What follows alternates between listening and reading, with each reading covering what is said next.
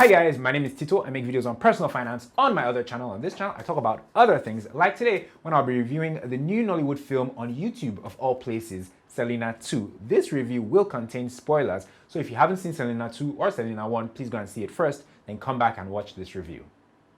Selina 2 is about how Seki and Reuben try to navigate their new relationship after Reuben broke up with his cheating ex in the previous film. Now, his housekeeper Seki is his new girlfriend, but certain internal and external factors are threatening their relationship.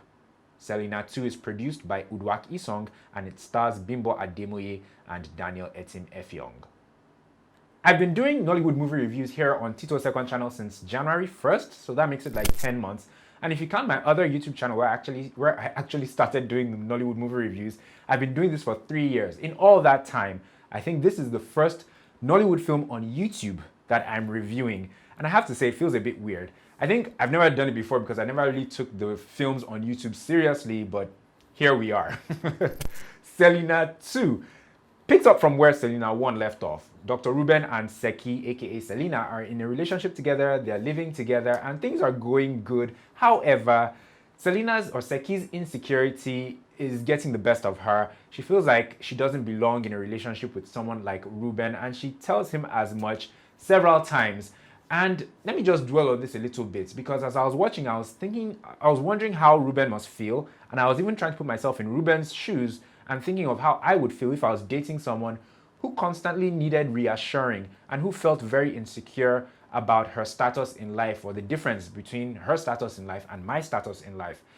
It would be cute and understandable the first couple of times, but if it keeps coming up, if she keeps on bringing up the fact that she feels like she doesn't belong in this relationship because of our backgrounds and where we are in life, it would get a bit frustrating and annoying. And I'm sure it would be the same for women. I mean, you ladies watching, imagine if you're dating a guy and he keeps on bringing the fact that, he feels like he doesn't belong with you because you're too good for him and all that. It gets a bit off-putting. Now, Nora comes to stay with Reuben for a little while. She's his sister, and Nora is the worst kind of sister. In fact, I take that back. There's a worse type of sister than Nora. Do you know what that is? The older version of Nora, because Nora is actually Reuben's younger sister. So Reuben can still pull rank and put her in place here and there. Imagine if Nora was Reuben's older sister. Hey. Reuben wouldn't stand a chance, and Seki would, on day one, she'd leave that house. Nora is the absolute worst. She's recalcitrant, she's insubordinate, she's saucy, she's just the absolute worst. And I think the rift between Nora and Seki really was Reuben's fault. Sure, in the film, when Nora comes to the house, Seki is the one who welcomes her, but Seki introduces herself as the housemaid rather than Reuben's girlfriend. So that was mistake number one. Seki should have introduced herself as Reuben's significant other.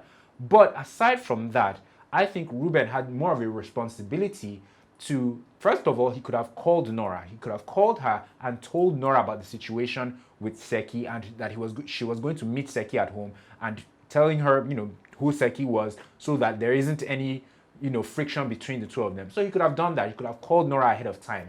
Secondly, he could have been there. He could have been present when Nora and Seki met, so as to make sure that things are calm and so that he can introduce Seki properly, so that from the get-go, Nora knows the deal. So I think Reuben really did have the bulk of the blame, for how things just ended up being so messy between Nora and Seki.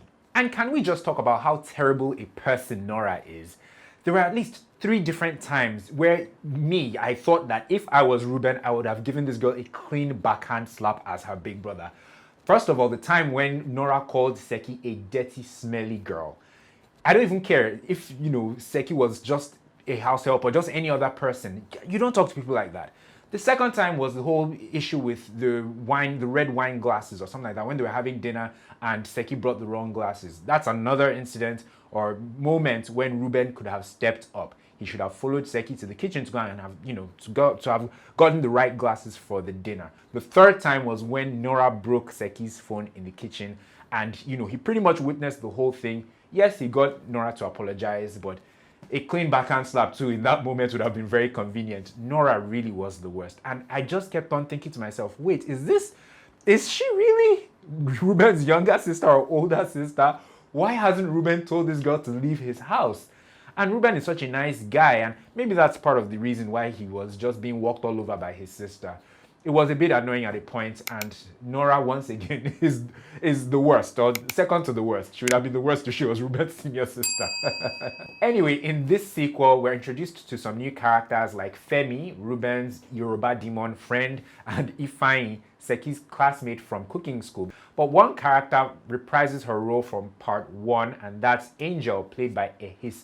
Perfect. And she does a very good job. Her friendship with Seki is very believable. The chemistry is there. And Angel wants to leave her former life behind and start a new life. She wants to stop being a streetwalker or being available for hookup. And she wants to find a decent guy and get a good job and have the kind of life that Reuben and Seki have, because she's inspired by their relationship. And I think that's part of what makes this film so popular amongst many Nigerians and probably many Africans by extension. The fact that it's so relatable. There's the whole prince and pauper dynamic where, you know, this housemaid girl or type of girl has gotten into a relationship, a significant real relationship with her employer who is well-to-do. So that's, I think, something that many people fantasize about, you know. And then also this dynamic of a girl who sells her body, wanting to leave that life behind and to find real love and to have a proper, respectable life. I mean, these are dynamics that real people in the real world face, but we just don't see them. You know, many of us don't see them in real life. So seeing how it plays out in a movie is a bit fascinating, and I think that's part of the appeal of this movie. But coming back to Angel, I went off on a tangent there. Angel, she gets into a relationship against everyone's advice with Femi, the Yoruba demon. She eventually sees what everyone knew that she would see. And Femi shows her his true colors. They break up, but Femi still hung up on her. She finds a new guy, and she seems to be happy, and he says that her past doesn't really matter, but he eventually finds out from Femi that Angel used to sell her body, and they go their separate ways, or he walks out on her. And that's how the movie essentially ends, Selina 2. Also, Seki leaves her boyfriend Reuben, leaves him a note, and she goes back to her former life. So Selina 2 kind of ends on a cliffhanger. Both women, their relationships end, and obviously there's going to be Selina 3. They said that at the end of the film. Good film. Like I said, relatable plots and relatable elements, good storytelling, a very compact production, but still clean altogether. I actually enjoyed it, and I did enjoy Selina 1 as well. It felt kind of cheesy and tacky. Selina 2 felt less cheesy and less tacky, funny enough, but I did enjoy it. And I was wondering, there's several things I was wondering as I watched this film, but I was also wondering that if Seki can't really deal or handle, you know, this situation she has with Nora, Reuben's sister, how does she expect to handle Reuben's mother one day?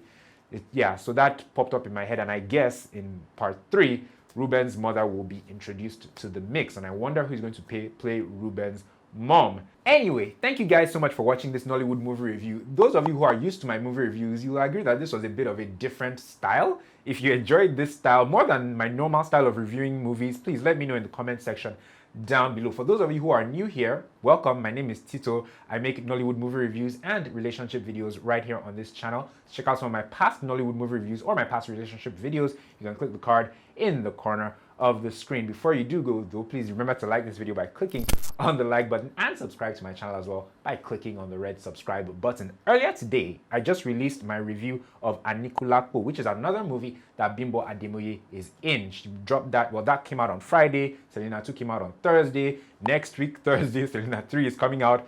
Bimbo Ademoye is a hotcake. Anyway, to check out the review of Anikulapo, you can just click the card in the corner of the screen. It will be there as well. Please, once again, feel free to subscribe to this channel for Nollywood movie reviews. Thank you guys so much for watching. Leave me a comment down below. Tell me your thoughts about Selina 2. Tell me what you expect to, see in Selina 3. Tell me who you expect to play Reuben's mom in Selina 3. And any other thing you want to tell me in the comment section down below, or tell me in my DMs on Instagram. On Instagram, I'm at Eniola Tito. Thanks for the final time, guys. I'll catch you next week in my review of Selina 3. I'm actually looking forward to it. I can't believe it.